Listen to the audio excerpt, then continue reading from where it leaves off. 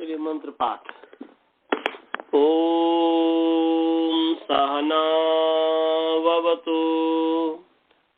सहनौ भुनक्तु सह वीर्यं करवावहै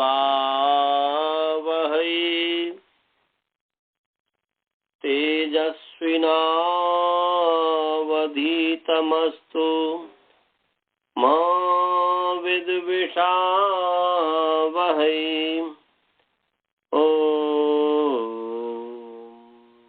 येन धौता गिरः पुंसाम् विमलैः शब्दवारिभिः तमश्चाज्ञानजं भिन्नं तस्मै पाणिनये नमः। वाक्यकारं वरुरुचिं भाष्यकारं पतञ्जलिं पाणिनिसूत्रकारं च प्रणतोऽस्मि मुनित्रयम्। ओम शांति शांति शांति। सभी को सादर नमस्ते। आइए आप सभी का प्रथम वृत्ति पाठ में स्वागत है।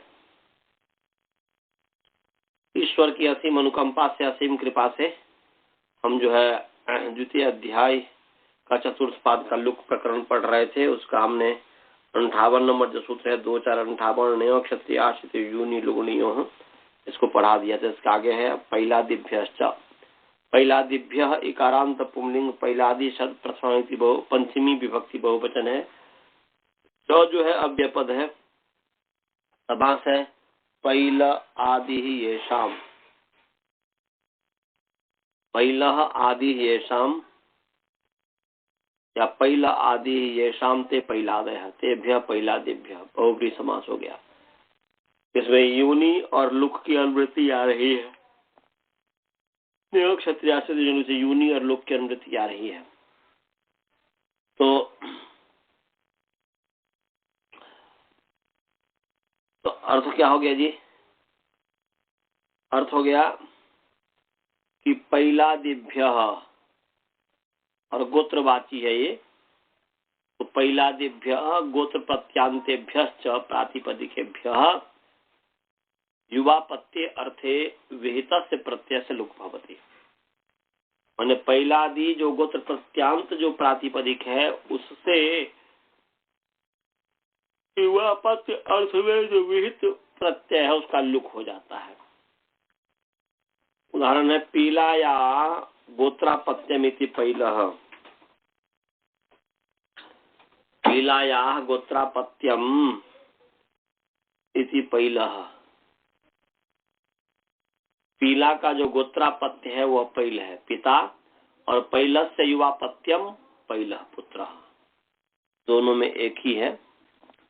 ये पैलादि जो गण है पैल, सालंगिक, सात्यकी, सात्यकामी, दैवी, औदमज्जी, औदब्रजी, औदमेघी, औदबुद्धि, दैवस्थानी, पैलंगयानी, राणायनी, रौभक्षति, गौलिंगी, औद्गाहमानी, उज्जिहानी, रागक्षति, राणी, सौमनी, आहमानी, तद्राजा, चाणः, आकृति गणोय में आकृति गणिति पैलादय। आकृति गण है उसके सबसे आदमी में पैलादि पैल शब्द पढ़ा हुआ है, इसलिए पैलः बना। तो पीलाया अपत्यमिति पैलः। पीला ऋषिका, पीला जो ऋषिका है, ऋषिका स्त्री, पीला ऋषिका का गोत्रापत्य जो है वो पैल है। पीला ऋषिका का जो गोत्रापत्य है वो पैल पिता है, और पैल से युवापत्यम पैल पुत्र है। तो पैल ऋषिका का युवापत्य जो है पैल पुत्र है। यहाँ पर पीला जो है, पीला शब्द से जो है इससे अण प्रत्यय हुआ है। पीला यावा, ये जो है 4-1-118 नंबर सूत्र है, चतुर्थ अध्याय, पहला पाद का 118 माने 118 जो है नंबर सूत्र है, वो पीलायावा। पीलायावा कहता कि पीलाया पंचमी एक वचन है, वह अव्यय पद है, ऊपर से अण की अनुवृत्ति आ रही है, और तस्यापत्यम तदिता आज्ञा प्रातिपदिका सबका अधिकार चल रहा है। तो अर्थ क्या बन गया? अर्थ बन गया कि पीलायाः प्रातिपदिकात षष्ठी समर्थात पीला इत्येतस्मात् प्रातिपदिकात अपत्ये गोत्रापत्ये अर्थे अण प्रत्ययो विकल्पे न भवति। तो पीलायाः अपत्यम पैलः और पैलेयः दो बनता है। तो यहाँ पर पीला शब्द से अण हुआ है, और अण को मान करके पीला में जो पकार इकार है उसके आदि यच को वृद्धि हो गई है, तदित सोचा मादे से पीला अण का अ, और फिर जो है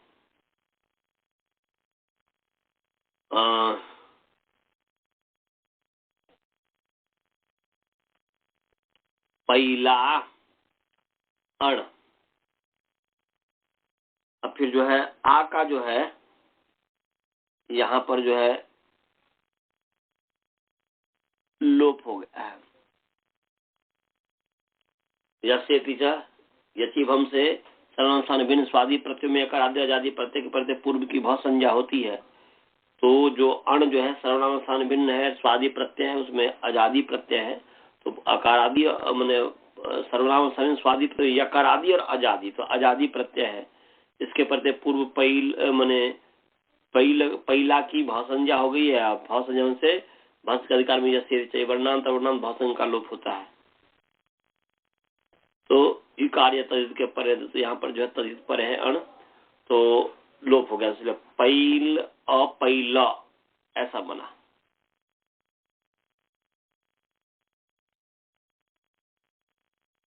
पैल पैला। अब आगे है पैला के आगे सु ले आइए, पूर्व तो पैला बन जाएगा। अब इस स्थिति में युवापत्य अर्थ में अणोद्वच एक सूत्र है जो कि 4-1-156 नंबर सूत्र है, अणोद्वच। ये कहता है कि दो अच वाले अनंत जो प्रातिपदिक है उससे अपत्य अर्थ में फिर प्रत्यय होता है। तो यहाँ पर युवापत्य अर्थ में हुआ है, तो अनंतात व्यचः प्रातिपदिकात युवापत्य अर्थे फी प्रत्यय भवति, फी प्रत्यय होता है, ऊपर से फी की अनुवृत्ति आ रही है, फी टिकादिभ्य फी जो 4-1-154 नंबर सूत्र है, और तदिता तस्यापत्य सबकी अनुवृत्ति आ ही जाएगी, इसलिए हो जाएगा षष्ठी समर्थात अनंतात द्वचः प्रातिपदिकात युवापत्य अर्थे फी प्रत्ययो भवति, तो फी प्रत्यय होता है। तो यहाँ पर पैल जो है अनंत है, अनंत बला दो अच है, इसमें पई में ऐ एक अच है और ल में लकार जोड़ते आकार एक अच है। तो पैला जो है यहाँ पर दो अच वाला है, अनंत प्रातिपदिक है ही, इससे यहाँ पर फी हो गया, फी का अनुबंध लो तो फी है या फी ऐसा। अब इस स्थिति में जो है यहाँ पर पैलादिभ्यश्च, तो पैलादि जो गोत्रवाची शब्द है प्रातिपदिक है, उससे परे युवापत्य अर्थ में भेद जो फी प्रत्यय है उसका जो है लुक हो गया है, पैलादिभ्य से लुक हो गया, तो फिर पैलसु पैलह बन गया। और जब विकल्प से कहा है तो एक बार जो है पहले यह बनेगा। जब फी कहेंगे, फी का फ बचता आयनीय से आयन इनिय फॉर्डर का जगह प्रत्यादिनम जो है ना, हाँ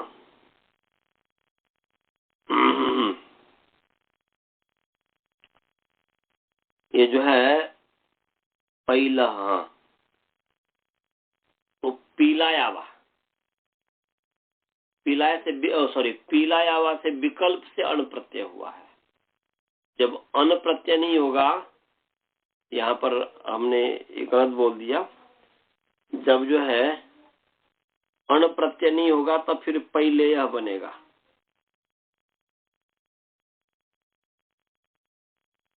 अण प्रत्यय नहीं होगा तब जो है पहले यह बनेगा। कैसे? तो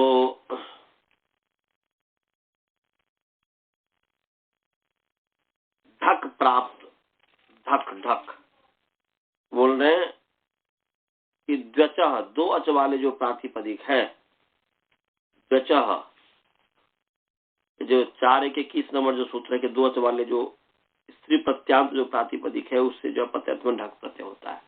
तो पीला दो अच वाला है और स्त्री प्रत्यांत है, स्त्री जो ऋषिका है, तो उससे ढक प्रत्यय हुआ है। ढक का ढका ए हो गया, आयन ए फॉर ढक जगह प्रत्यय देना, तो आयन ए और आ को फिर जो है लोप होकर पहले यह बन जाएगा। ढक की से आदि को वृद्धि हो जाएगी, इसलिए पहले यह बन गया। तो इसमें और कोई विशेष नहीं है।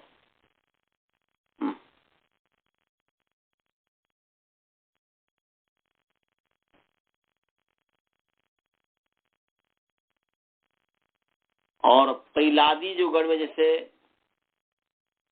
सालंकी, सात्यकी, सात्यकामी, दैवी इत्यादि जो है, ये जो इयंत शब्द है और उनसे जो है यही ओष्ठ से युवा प्रत्यय में फक हुआ है, तथा जो फी प्रत्यांत शब्द है उनसे युवा प्रत्यय में तस्यापत्यम से अण का लुक हो गया है।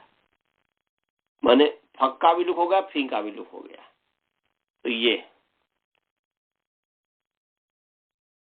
तो सात्यकी का सात्यकी ही रहेगा, सालंकी का सालंकी रहेगा, दैवी का दैवी ही रहेगा, पिता और पुत्र दोनों हो जाता है। आगे यहाँ प्राचाम, यहाँ यकारांत पुंलिंग ये शब्द पंचमी व्यक्ति एक वचन है। प्राचाम,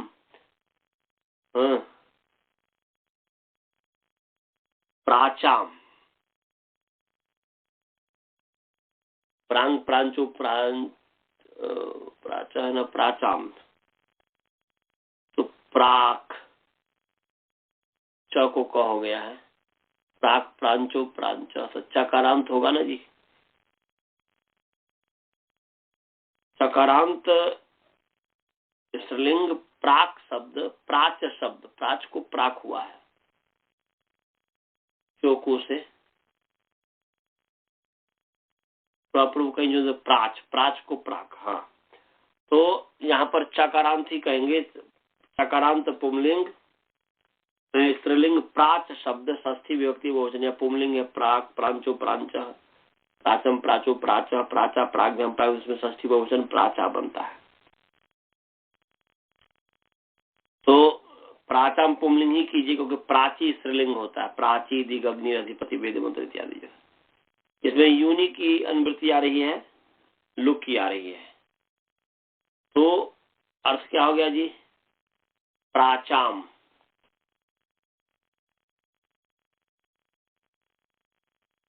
अर्थ हुआ कि प्राचाम गोत्रे, प्राचा माने प्राग देश वाले जो गोत्रापत्य में है, प्राग देश, पूर्व देश वाले, प्राग देश पुंलिंग है प्राग, तो पूर्व देश वाले के जो है प्राचाम गोत्रे, गोत्रापत्य अर्थ में विहित जो माने गोत्रापत्य अर्थ में विहित जो है, तदंत से जो है, तदंत जो प्रातिपदिक है उससे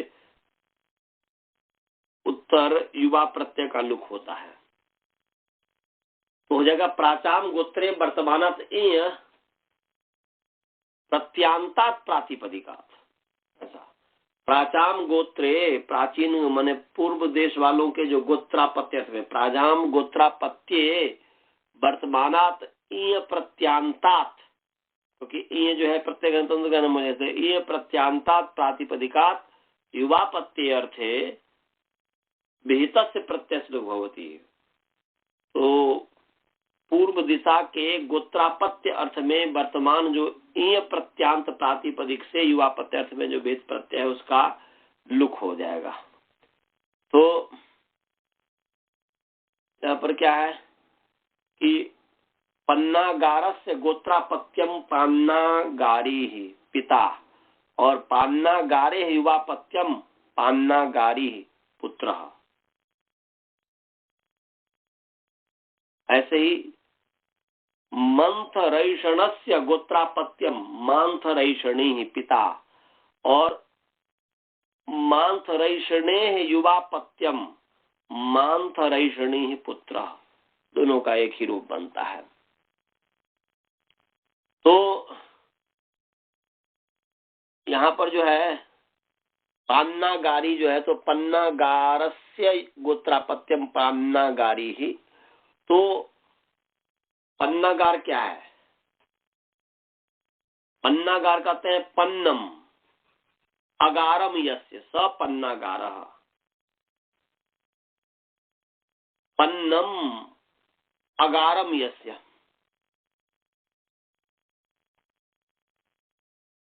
बोल रहे प्राप्त है अगार जिसका, जिसके पास जिसको अगार प्राप्त है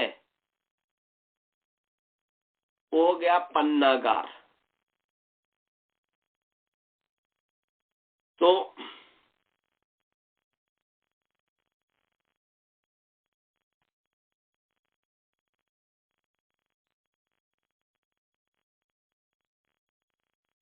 यहाँ पर जो पन्नागार है कि पन्नम प्राप्तम अगारम यस्य, जिसको अगार प्राप्त है वो पन्नागार हुआ। अब अगार का क्या अर्थ है? अगार का क्या अर्थ हो सकता है?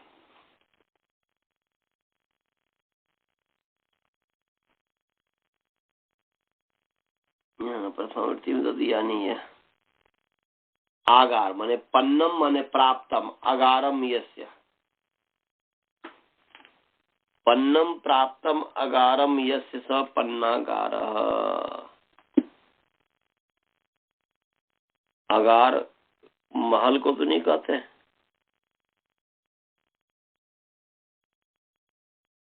एक बार मैं देख ले रहा हूँ, डिक्शनरी देख ले रहा हूँ, थोड़ा सा 2 मिनट समय दीजिए हमें।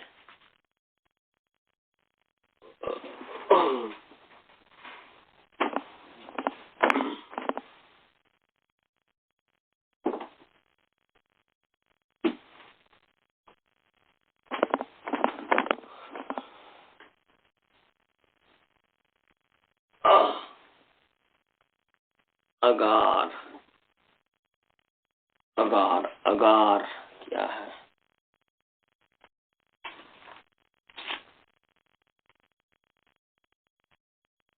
अगार अगारम अगम न गच्छतम इच्छति प्राप्ति, वही अगार घर को ही कहते हैं। ठीक ही था, अगार घर। अगारम अगम न गच्छतम, और माने न जो नहीं जाता है, इच्छति प्राप्त होती, जो नहीं प्राप्त होता था, तो वो स्थिर जो रहता है, वो घर को, गृह को कह दिया।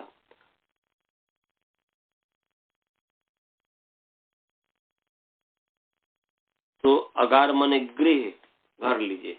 तो पन्नम अगारम यस्य, जिसको घर प्राप्त है, जिसके पास घर प्राप्त है उसको कहेंगे पन्नागार। तो पन्नागार ऋषि हुए, पन्नागार ऋषि हुए। अगर उनके पास घर होगा, वैसे ऋषि के पास घर खुद का तो होता नहीं है, उनके पास होगा। तो पन्नागार ऋषि का जो गोत्रापत्य है वो पान्ना गारी है। तो पन्ना गार और इसे अतः से अदंत प्रातिपदिक से तस्यापत्यम षष्ठी सबल प्रातिपदिक से ई हो गया। पन्ना गार से गोत्रापत्यम, तो ई तो पन्ना गार ई हो गया। अब जो है आदि वृद्धि हो गई है, अरे फुतवृत्तिकार का लोप हो गया इससे पीछे, तो पान्ना गारी बन गया, सुअर पान्ना गारी बनेगा। अब जो है पान्ना गारी, पान्ना गारी, तो पान्ना गारी और इससे जो है यही योश्च यंत और यंत जो प्रातिपदिक है उसे गोत्रापत्य अर्थ में, युवापत्य अर्थ में, गोत्रापत्य अर्थ में वहां पर ई हुआ है पन्नागार से गोत्रापत्यम, और यहाँ पर युवापत्य अर्थ में फक हुआ है यही योश्च से यंत और इयंत जो प्रातिपदिक है। तो यहाँ पर इयंत है, ई प्रत्यांत जो प्रातिपदिक है इससे फक प्रत्यय हुआ है, फक।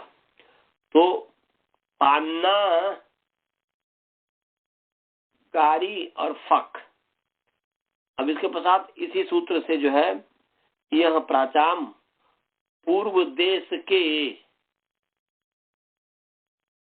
गोत्रापत्य में विहित, पूर्व देश के गोत्रापत्य में विहित जो है ये प्रत्यय है।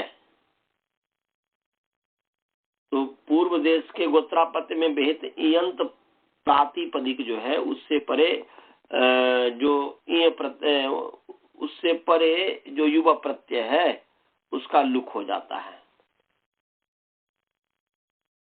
युवापत्य अर्थ में विहित जो प्रत्यय है उसका लुक हो जाता है। तो युवापत्य अर्थ में यहाँ पर फक विहित है तो उसका लुक हो गया है। तो पान्ना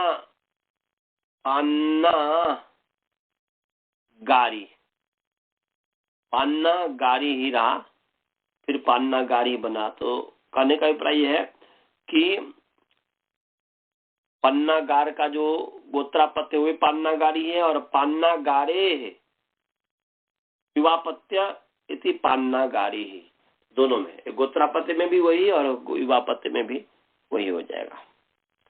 और यहाँ पर है मांथ रईषणी पिता और मांथ रईषणी पुत्र। तो मांथ रईषणी क्या है?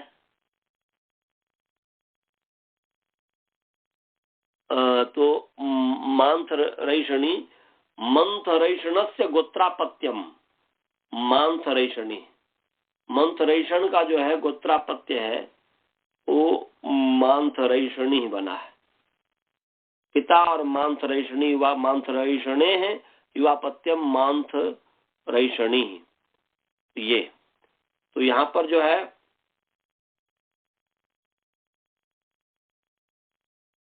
कोई इसमें विशेष नहीं है। यहाँ पर जो है मंथ रईषण शब्द से जो है ये प्रत्यय कर दीजिए, षष्ठी गस पूर्वक शब्द करके आदेश को भेज दीजिए। तो मांथ रईषणी माने मांथ रईषणी बन जाएगा। और मांथ रईषणी पिता हो गए गोत्रापत्य में, और मांथ रईषणे तो युवापत्य जो अर्थ है यही योश्च से फक हुआ, उसका जो है इस सूत्र से जो है यह पचाम से लुक हो गया, इसमें कुछ नहीं है। और पदमंजरीकार जो है मांथ रईषणी, जैसे पदमंजरीकार हरदत्त मिश्र ने ही पन्ना गारह की व्याख्या की है कि पन्नम प्राप्तम अगारम ये सब पन्ना गारह, ऐसे ही हरदत्त मिश्र जी जो है पदमंजरी में मांथ रईषण की भी व्याख्या की है। वो उन्होंने कहा कि मंथ रईषण किसको कहते हैं? तो बोलते हैं मंथरा मंदी भूता एषणा यस्य सब मांथ रईषण, या मंथ रईषण, मंथ रईषण से ना जी, मंथ रईषण माने मंदीभूत एषणा, जिसके जिसके कि जिसकी एषणा जो है मंदी है, जिसकी एषणा चाह ज्यादा नहीं है, उत्तरेषणा बेतेषणा लोकेषणा, ये जिसकी ये माने जिस व्यक्ति की एषणा बंदीभूत है उसको कहेंगे मंथ, माने मंथरेषण, और मंथरेषण से मांथरेषण बन जाएगा। समझ गया जी? तो ये पन्नागार और मंथरेषण ये प्रागदेशीय गोत्र है। बालबोध जी समझ में आ रहा है? अजय समझ रहे हैं कि नहीं?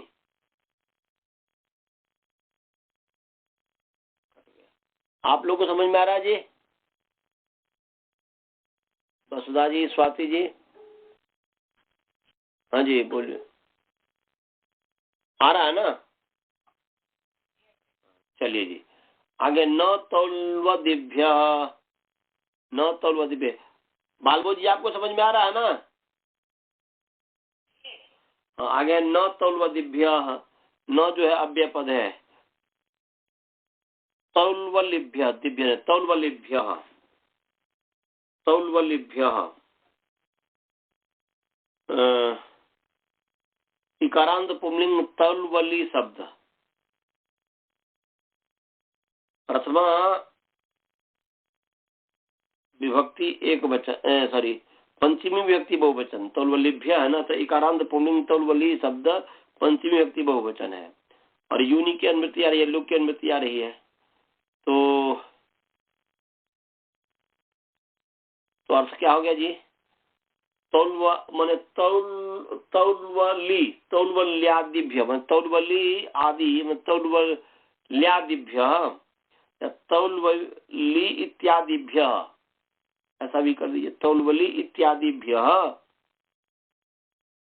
गोत्र प्रत्यांतेभ्य या गोत्रवाचिनः या गोत्र प्रत्यांतेभ्य प्रातिपदिकेभ्य विहितस्य युव प्रत्यय से लुक न भवति। तौल्वली इत्यादि गोत्र प्रत्यांत प्रातिपदिक से विहित जो युव प्रत्यय है उसका लुक नहीं होता है। उदाहरण है कि तुलवस्य गोत्रापत्यम तौल्वली ही, और तौल्वले ही वापत्यम तौल्वलायनः। तो यहाँ पर जो है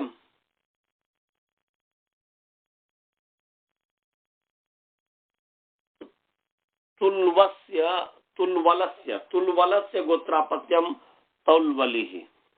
तुलवल जो ऋषि है उनका जो गोत्रापत्य है वो तौल्वली है।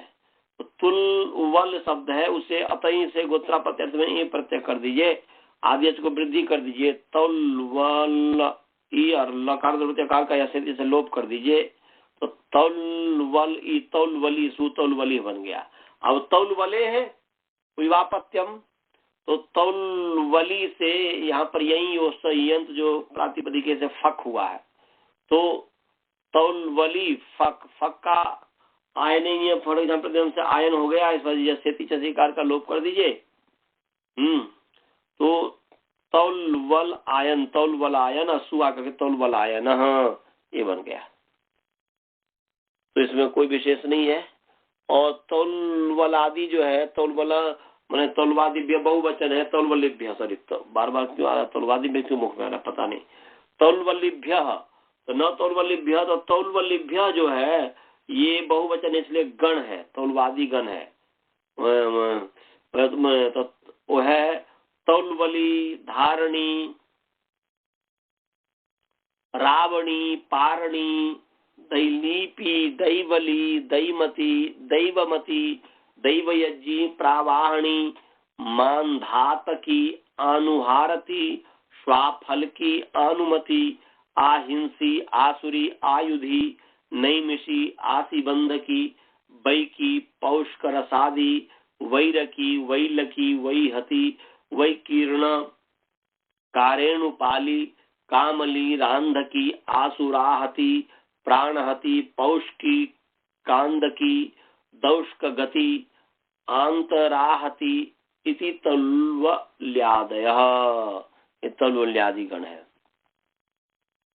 आगे तद्रा जस्य बहुसु तेनैव स्त्रियाम, तो तद्रा जस्य बहुसु तेनैव स्त्रियाम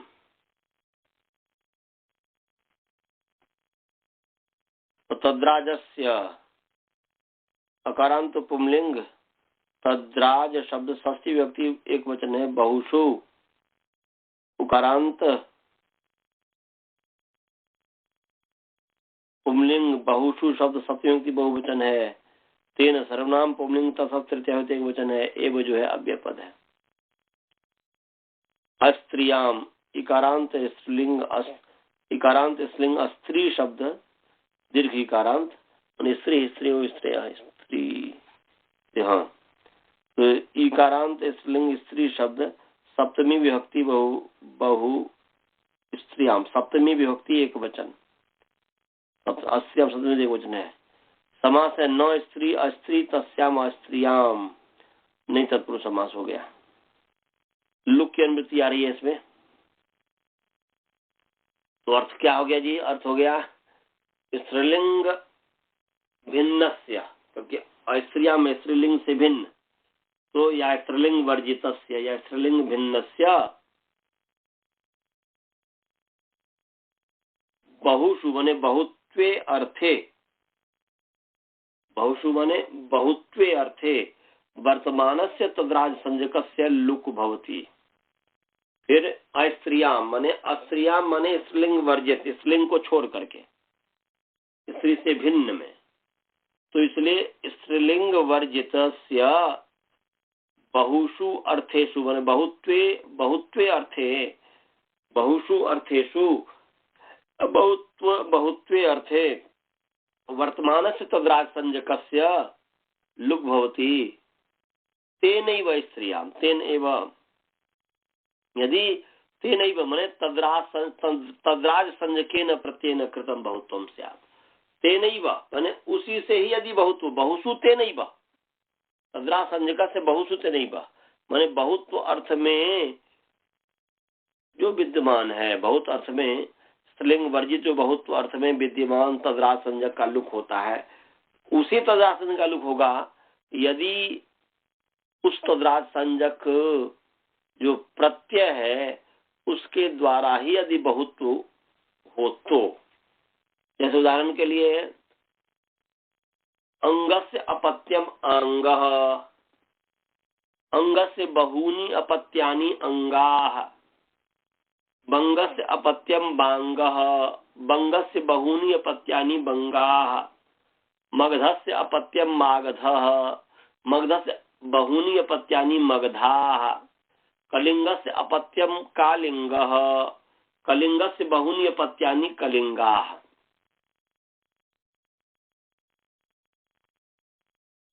तो ये जो है अंगा, बंगा, मगधा, कलिंगा, ये जो है चार इसमें शब्द है, इसकी सिद्धि करेंगे। पहला अंगा की सिद्धि कर रहे हैं, अंगाह,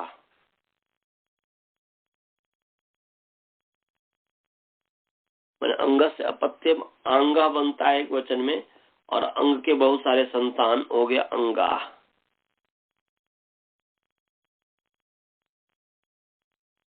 मागध, मगधा, मागधा। चलिए जी, जैसे अंगस्य अपत्यानि बहूनि, क्योंकि अंगा है, अंग के बहुत सारे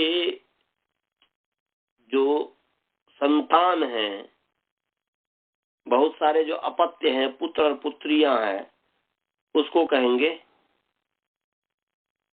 अंगाह। यहाँ पर अंग है, अंगस है, और तस्यापत्यम जो है, इससे जो है तस्यापत्यम अर्थ में जो है द्वै मगध कलिंग सुरम साधन, द्वै मगध कलिंग सुरम साधन, इससे जो है अपत्य अर्थ में अनुप्रत्यय हुआ है। निकाल लीजिए 4-1-168, 4-1-168, द्वै मगध कलिंग सुरम साधन निकाल लिए। द्वई मगध कलिंग सुर मसात, पंचमी एक वचन है, अण जो है प्रथमांत एक वचन है। माने द्वौ अचौ यस्मिन सद्वच, दो अच है जिसमें, वो द्वच हो गया बहुव्रीहि समास। तो द्वच मगधश्च कलिंगश्च सूर मसश्च इति द्वै मगध कलिंग सूर मसः तस्मात् द्वै मगध कलिंग सुर मसात, ये समाहार द्वंद्व समास हो गया।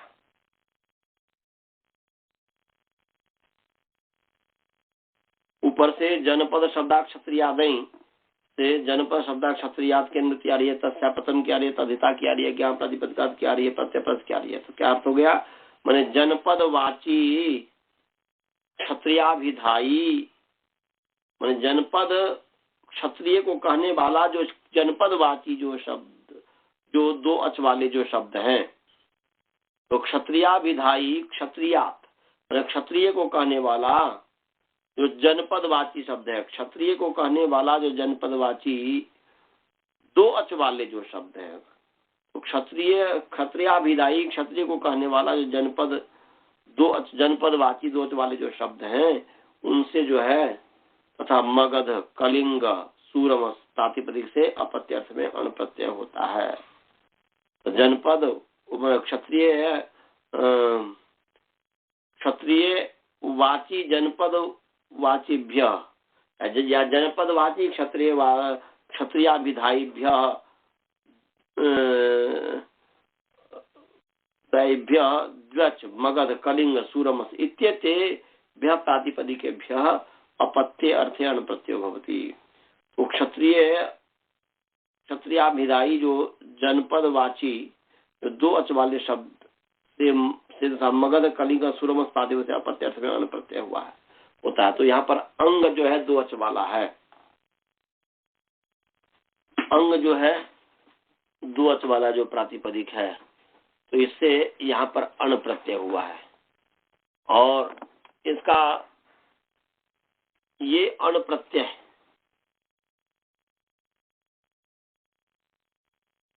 ये जो अण प्रत्यय है,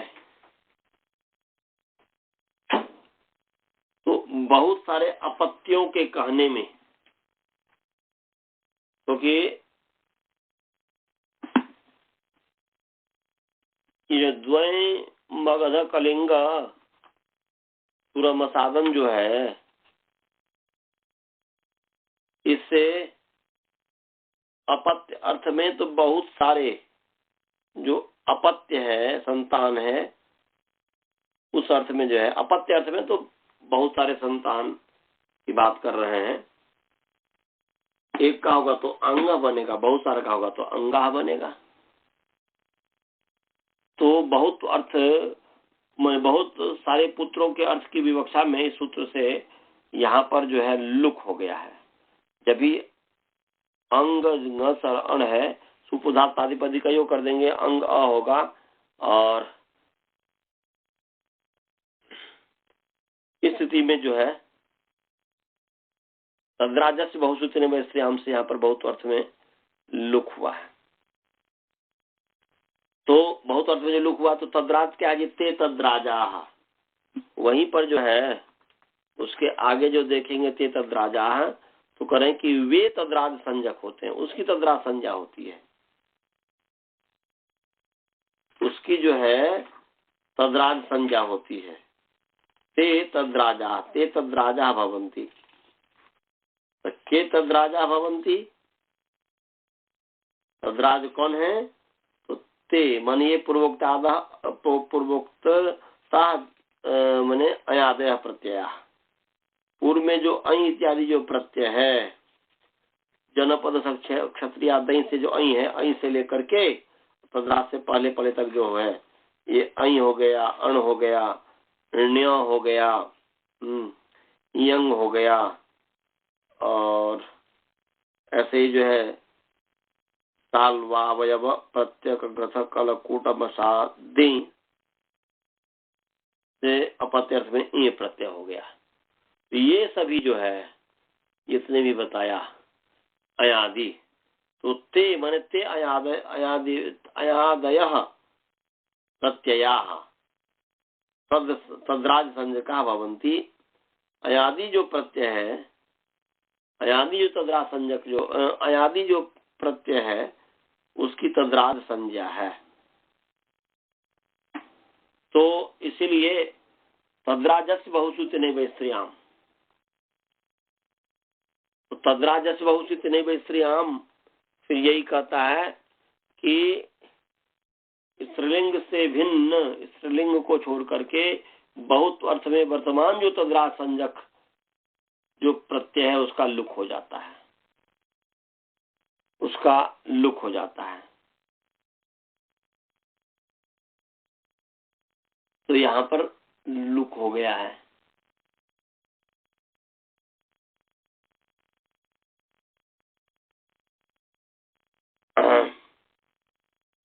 तो अण प्रत्यय का यहाँ पर लुक हो गया। लुक क्या? प्रत्यय स्वरूप, तो अंग ही रहा। तो जो कृत समास से प्रातिपदिक संज्ञा कर दिया तो तदितांत है प्रत्यय प्रतिलक्षण मान करके, तो यहाँ पर प्रातिपदिक संज्ञा होकर के यहाँ पर बहुवचन में जस आ जाएगा। तो अंग जस है, जस का अस बचेगा। तो अंग अस प्रथमयो पुरुष वर्ण, पुरुष वर्ण हो जाए इसलिए अंगास स को विसर्ग अंगा।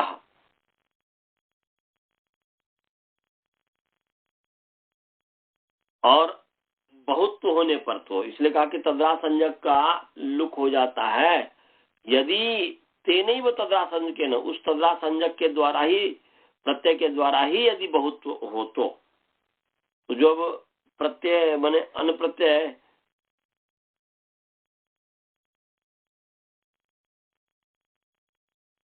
तो यहाँ पर जो है बहुत अर्थ में जो तेने जो कहा था उसी से तद्राज संज्ञक जो है उसी तद्राज संज्ञक प्रत्यय के द्वारा यदि बहुत हो तो उसी से बहुत अन से ही बहुत को कहा जा रहा है।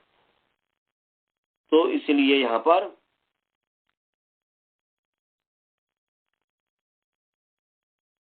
वो जो लुक हो गया था तो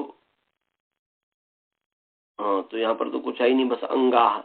और यदि अंग के एक या दो अपत्य को कहना होगा तो परिसूचन प्रत्यय का लुक नहीं होगा, सो समझने। इसलिए आंग आंगौ बनेगा और फिर बहुवचन में तो अंगा, आंग अंगौ अंगा, ऐसा आंग अंगौ अंगा ऐसा चलेगा। इसी प्रकार वंगा को उसी सूत्र से द्वय मगध कलिंग सुरम, तो द्वय मगध कलिंग सुरम साधन, तो बंगा मगधा बंगा ये सब जो है वैसे स्थिति हो जाएगी, इसमें कोई विशेष नहीं है। समझ गए जी? विग्रह में यदि करेंगे तो अंग से अपत्यम अंग से बहु तो ये तो हम बता ही दिए थे। तो चलिए, इसमें कोई शंका है क्या? नहीं। और मगध क्या तो समझती है, मगध बिहार प्रांत में अवस्थित जो है प्राचीन मगध राज्य था, उसकी राजधानी पाटलिपुत्र थी। और कलिंग जो है उड़ीसा के दक्षिण पूर्व का प्रदेश है और इसकी राजधानी जो कलिंग नगर थी। कारण कि जैसे आधुनिक में राज महेंद्री नगर,